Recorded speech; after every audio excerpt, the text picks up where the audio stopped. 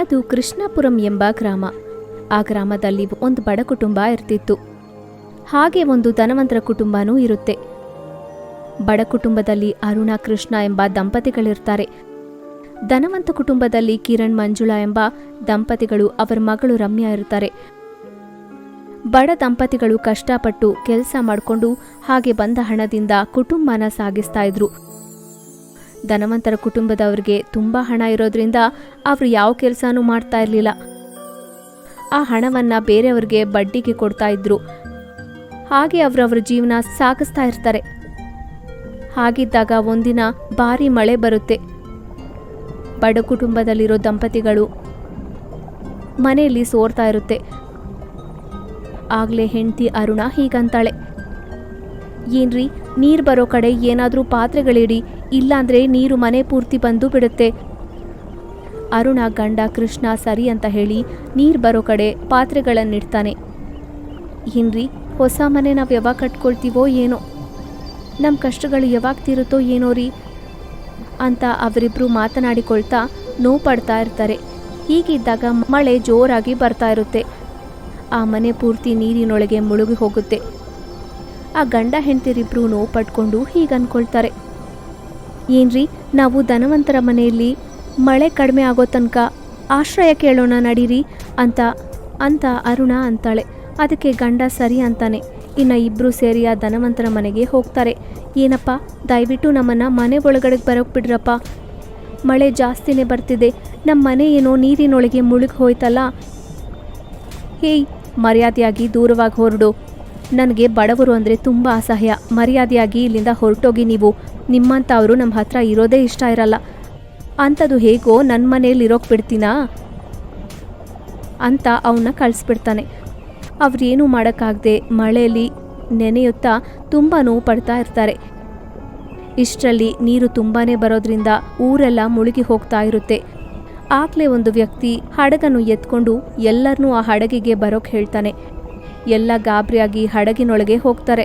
ಆ ಧನವಂತರ ಕುಟುಂಬದಲ್ಲಿ ಅವರು ಹೀಗಂತಾರೆ, ಯಜಮಾನ್ರೇ, ನೀವೂ ಬನ್ನಿ, ಇಲ್ಲ ಅಂದರೆ ಮಳೆಯಿಂದ ನಿಮ್ಮನೇನೂ ನೀರಿನೊಳಗೆ ಮುಳುಗೋಗುತ್ತೆ. ಯಜಮಾನ್ರೇ, ನಿಮ್ಮಂಥ ಬಡ ಜನರೊಂದಿಗೆ ನಾನು ಬರೋಲ್ಲ, ನೀವು ಹೊರಡಿ, ನನ್ನ ಮನೆಗೇನೂ ಆಗಲ್ಲ, ನಿಮ್ಮ ಪಕ್ಕಕ್ಕೆ ನಾನು ಹೇಗೆ ಬರ್ತೀನಿ ಅಂದ್ಕೊಂಡ್ರೋ, ಹೊರಡಿ ಅಂತ ಅವ್ರನ್ನ ಅವಮಾನ ಮಾಡ್ತಾರೆ. ಅವರು ನೋವು ಪಟ್ಕೊಂಡು ಅಲ್ಲಿಂದ ಹೊರಟೋಗ್ತಾರೆ. ಇನ್ನೂ ಸ್ವಲ್ಪ ಸಮಯಕ್ಕೆ ಆ ಮಳೆಗೆ ಧನವಂತರ ಮನೆಗಳು ಸಹ ನೀರಿನೊಳಗೆ ಮುಳುಗೋಗುತ್ತೆ. ಗಂಡ ಹೆಂಡತಿರಿಬ್ರು ಅಳ್ತಾ ಇರ್ತಾರೆ.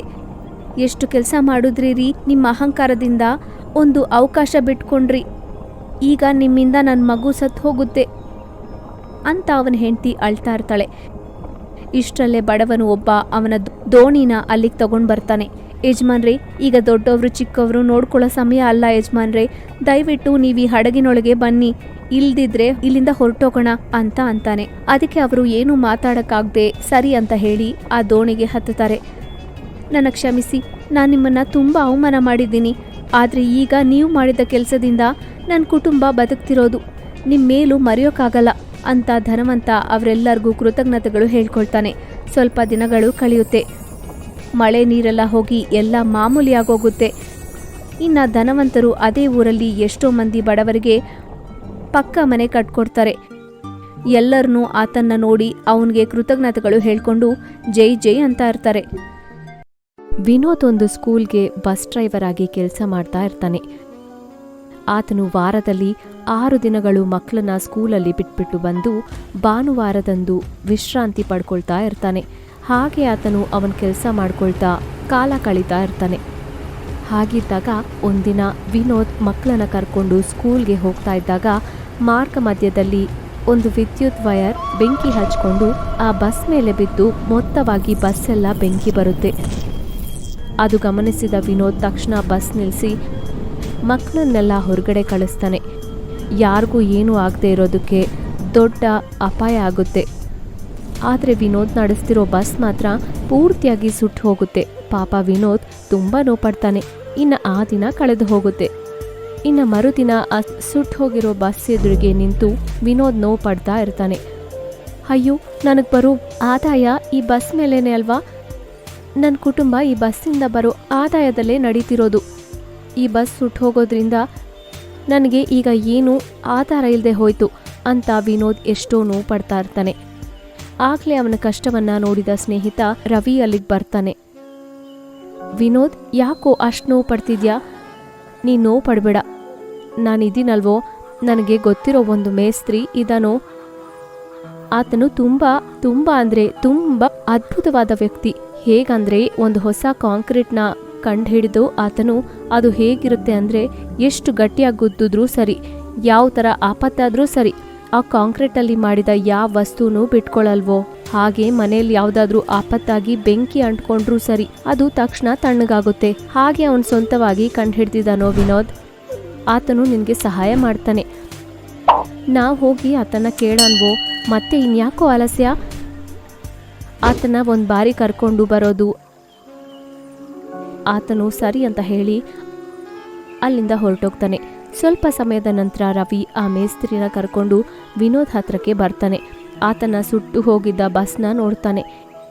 ಇನ್ನೇನು ಪರವಾಗಿಲ್ಲ, ನಾನಿದರ ರೂಪವನ್ನೇ ಬದಲಾಯಿಸ್ಬಿಡ್ತೀನಿ ಅಂತ ಹೇಳಿ ಆ ಮೇಸ್ತ್ರಿ ಎಷ್ಟೋ ಕಷ್ಟಪಟ್ಟು ಕಾಂಕ್ರೀಟೊಂದಿಗೆ ಬಸ್ನ ಏರ್ಪಾಟ್ ಮಾಡ್ತಾನೆ.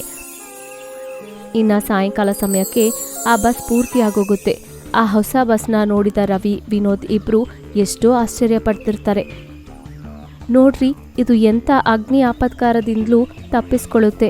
ಹಾಗೆ ಯಾವುದಾದ್ರೂ ಗಾಡಿ ಇದನ್ನ ಬಲವಾಗಿ ಹೊಡೆದ್ರೂ ಒಳಗಡೆ ಇರೋ ಮಕ್ಕಳಿಗೆ ಯಾವ ಆಪತ್ತು ಆಗಲ್ಲ. ತುಂಬ ತುಂಬ ತುಂಬ ತುಂಬ ಕೃತಜ್ಞತೆ ರೀ ನಿಮಗೆ. ನನ್ನ ಕುಟುಂಬ ನಡೀತಿರೋದೇ ಈ ಬಸ್ಸಿಂದ ಬಂದ ಆದಾಯದಿಂದ. ಇದನ್ನ ಸರಿ ಮಾಡಿಸ್ಬೇಕು ಅಂದ್ರೆ ತುಂಬ ಹಣ ಖರ್ಚಾಗುತ್ತೆ. ನಿಮ್ಮ ಪುಣ್ಯ ಅಂತ ಸ್ವಲ್ಪವರೆಗೂ ಆ ಭಾರ ನನಗೆ ಕಡಿಮೆ ಆಯಿತು. ನಿಮ್ಗೆ ಎಷ್ಟು ಬೇಕೋ ಹೇಳಿ, ನೀವು ಆಶಿಸಿದ್ದು ಅಲ್ಲ. ಇಲ್ದಿದ್ರೂ ಅದರಲ್ಲಿ ಸ್ವಲ್ಪ ನಾನು ಕೊಡೋಕ್ಕಾಗುತ್ತೆ. ಅಯ್ಯೋ, ಇನ್ನೇನು ಪರವಾಗಿಲ್ಲ, ನಮ್ಮ ಮಕ್ಕಳು ಅದೇ ಸ್ಕೂಲಲ್ಲಿ ಓದ್ಕೊಳ್ತಿದ್ದಾರೆ. ನೀವು ನಿಮ್ಮ ಪ್ರಾಣಗಳಿಗೆ ಮೀರಿ ನಮ್ಮ ಮಕ್ಕಳನ್ನ ಅಗ್ನಿ ಆಪತ್ತಿಂದ ಕಾಪಾಡಿದ್ರಿ, ಅದು ಸಾಕು ನಮಗೆ ಅಂತ ಅವರು ಒಬ್ರಿಗೊಬ್ರು ಕೃತಜ್ಞತೆಗಳು ಹೇಳ್ಕೊಳ್ತಾರೆ. ಇನ್ನು ವಿನೋದ್, ರವಿ ಸಹ ಒಬ್ರಿಗೊಬ್ರು ಹೇಳ್ಕೊಂಡು ಅಲ್ಲಿಂದ ಹೊರಟೋಗ್ತಾರೆ. ಇನ್ನು ಆ ಮರುದಿನದಿಂದ ಹೇಗೋ ಹಾಗೆ ವಿನೋದ್ ಅವನ ಹೊಸ ಗಾಡಿನ ನಡೆಸ್ಕೊಂಡು ಅವನ ಜೀವನವನ್ನು ಸಾಗಿಸ್ತಾ ಇರ್ತಾನೆ. ಇನ್ನು ಎಂಥ ಆಪತ್ ಬಂದರೂ ಆ ಬಸ್ಸು ಅವನ್ ಕಾಪಾಡುತ್ತೆ ಅನ್ನೋ ಧೈರ್ಯದಿಂದ ವಿನೋದ್ ಅವನ ಜೀವನವನ್ನು ಸಾಗಿಸ್ತಾ ಇರ್ತಾನೆ.